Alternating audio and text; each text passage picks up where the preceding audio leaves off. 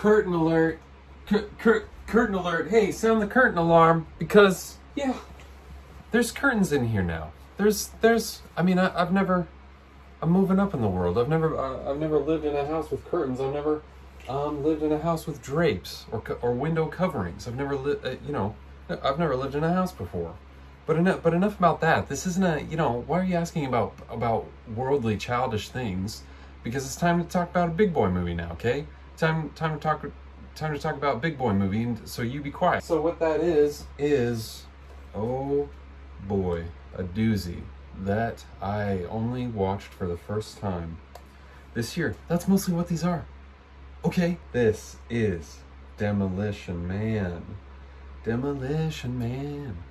Demolition Man, he's coming to demolish. 21st century's most dangerous cop. The 21st century's most ruthless criminal. So, here's what this is. Now, there are so many things. If you saw this when you were a young child, watch it again because so many aspects are apropos to today. Whether they're either apropos or they are so bitingly not okay. There's a lot of factors in this movie where from 2020's eyes, you're going to be going, oh boy, gee whiz, yikes, youch and all that. So what is this? Who's doing the demolishing? Yeah, first I'm going, okay, Demolition Man, where's your hard hat? Where's your orange vest? Your reflective vest. I'm going, okay, demolition. I don't see any caterpillars around here. I don't see any. Where's the John Deere? Demolition Man. Where's the sledgehammer? What else is it? Anything left at the bottom of that barrel? Demolition Man. Hey, where's and so that's probably enough about that. Made in 1993, directed by Marco Brambilla.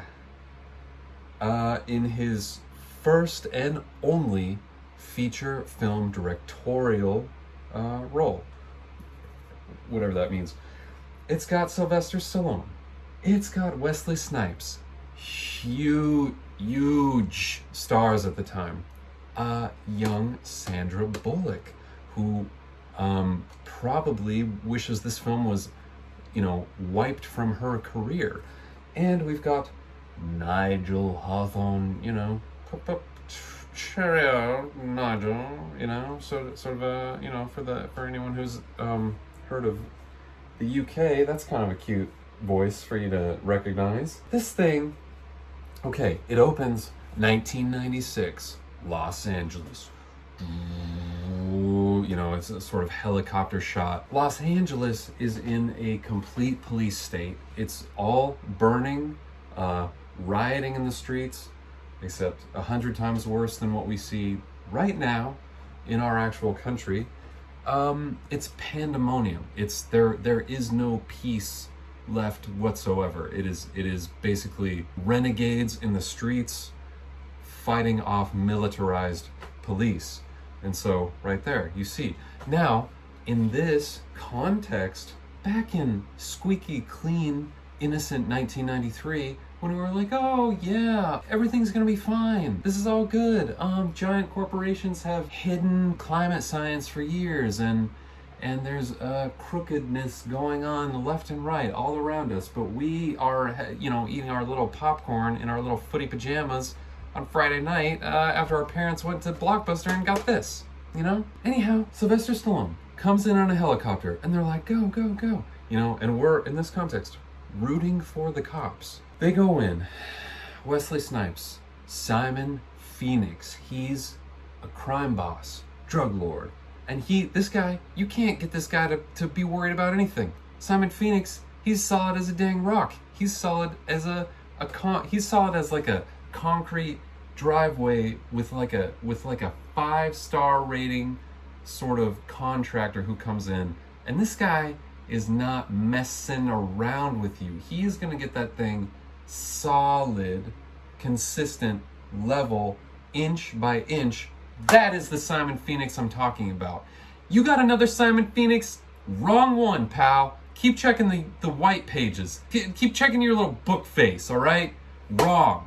You got another Simon Phoenix? Is he have no backbone? Talking about the wrong fella, okay? And he has a cool haircut too, so there's also that. He has kind of a Slim Shady bleach deal and like a futuristic haircut, which is always just removing a part of hair which is normally there for people in the, current times. So that's really cool.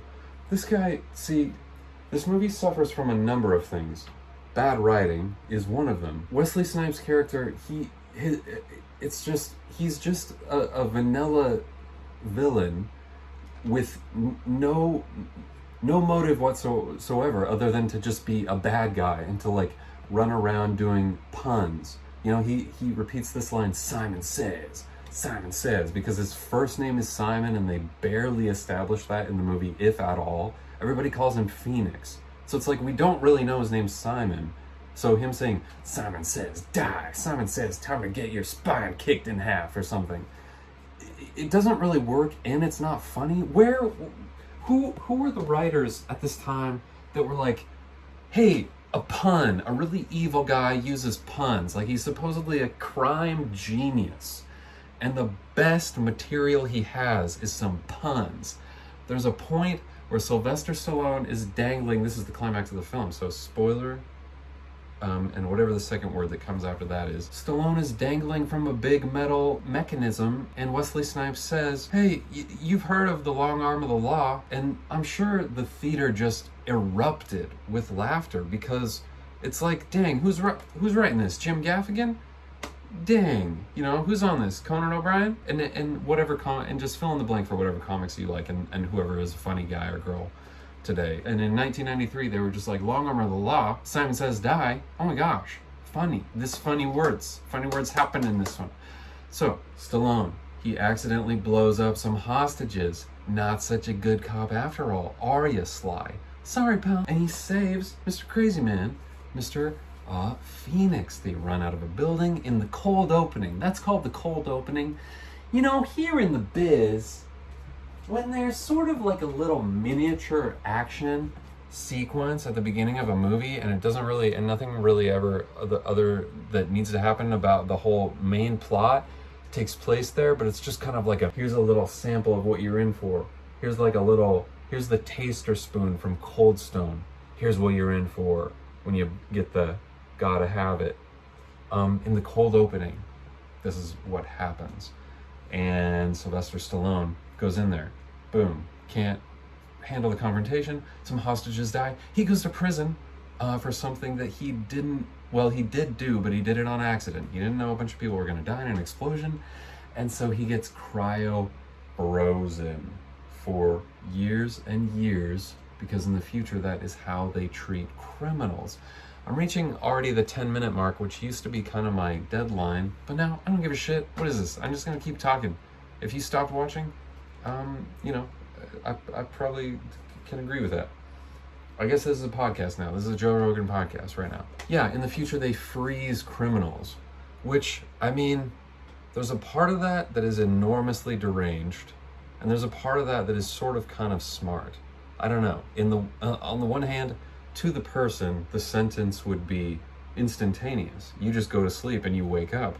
The incredibly cruel part of that concept is that all your loved ones are presumably dead, and you awaken to a society and point in history that you know nothing about and are launched into a context. I guess that's what happens with regular incarceration. It's a broken system, not good. But in this one, anyhow, Phoenix, so when they put the bad guys in there, they put a little silver thing on their head that makes them good. They freeze for, dozens of years, and they put a little thing on their head that makes them, I don't know, it rehabilitates them or something. Somehow, Mr. Simon Says, Phoenix guy, doesn't get one. He just goes in the chamber normal. He gets out, immediately kicks everybody's ass, all the scientist guys, all the little dorks who got picked on. Like, he's their worst nightmare. He comes out, he punches, kicks them, and the thing is that I just kept thinking was Simon Phoenix has stepped into a version of the world that is 40 years past what he knew. Everything is completely peaceful. There has not been a murder. in something like 22 years, the police, get this, are completely non-violent. It's against the law to cuss. This is like a very ridiculous, silly utopia. And Rob, what's his name? I don't know. What's his name? He was in The Animal. Not Rob Lowe. Rob, I don't know. Doesn't matter. You know who I'm talking about. He's a comedian guy. He's in this. He's a policeman. Wesley Snipes is launched into this new reality in the future, and he just immediately has a handle on everything and continues being a bad guy with no resources. Breaks out of a gigantic federal, like, secure prison and just starts running rampant, and he kills people, and they get an alert because they're like, oh, that's the first murder in a long time. Why am I summarizing the plot? You can watch the movie. Hey, what is this, Wikipedia? I didn't ask to, why are you asking me about this? So anyway, what happens though is that a lot of the, pretty much what you can expect. Wesley Snipes runs around. Sandra Bullock plays a painfully just, I keep expecting to watch one of these movies from the 90s and have any female character show some wherewithal and intelligence, but of course all these movies were written by men, and so they write the female characters as dolts who are just boding over any hunky man they can find, and it's really painful and absurd. And another really good thing about this movie that is cool is that at one point they pull up Wesley Snipes' crime history, and it's like multiple murders, multiple rapes, as if that's just like, oh yeah, that's a crime that happens sometimes. And meanwhile, little boys in the theater in the 90s were cheering this guy on. I mean, he's definitely portrayed as cool. He's definitely portrayed as, he's an antagonist, but he's kind of badass and he's funny. He's always cracking jokes. He's in control. He somehow rallies this whole gang around him in the future where he has no resources and no one living who even knows who he is. So by charisma alone, he garners all this power in order to, try to lead a war against the police. It's just nuts. Oh yeah, and Taco Bell is in this movie. Did I say that yet? No, I didn't. Taco Bell is a fine restaurant.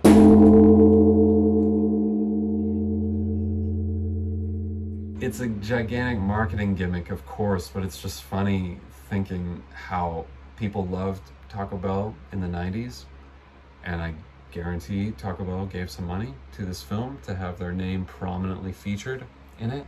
And people still love Taco Bell today, and now they're releasing wine or something, so you can, get fucked up and eat a gordita and they probably canceled the gordita now. It's probably just plain taco now. So, don't order that one or you'll get publicly shamed. So anyway, kind of a nice, well-rounded, very succinct review of Demolition Man. An insane motion picture. Is it good? No, it really isn't. Even as someone who likes kind of dopey, silly action stuff. The action sequences are not that interesting. They're not original. The writing is terrible. It's like a hokey-ass Sylvester Stallone movie that was somehow given a gigantic budget, and it made a ton of money. It tripled its money. I believe the budget was... It's funny, it's like between 45 and 77 million, so they're not exactly sure, and then it goes on to make 158 million. And my friend Josh, not me, hey, who's it? Not me, who am I talking about, me? Anyway, my friend Josh, as a child, he had the poster in his room, and he thought Wesley Snipes was so cool, the rapist, murder, bad guy from this, who says, Simon Says, die. And I was like, wow. I remember spending the night at his house and sleeping on the top bunk of the bunk bed and looking at that and being like, dang, my parents would never let me watch that. So only just now did I get to this one. A terrific mix of action and humor, says Joel Siegel. But what does he know? He's just a suit sipping coffee in Times Square. Joel Siegel, bye, and also bye on this video. So, and that's cool.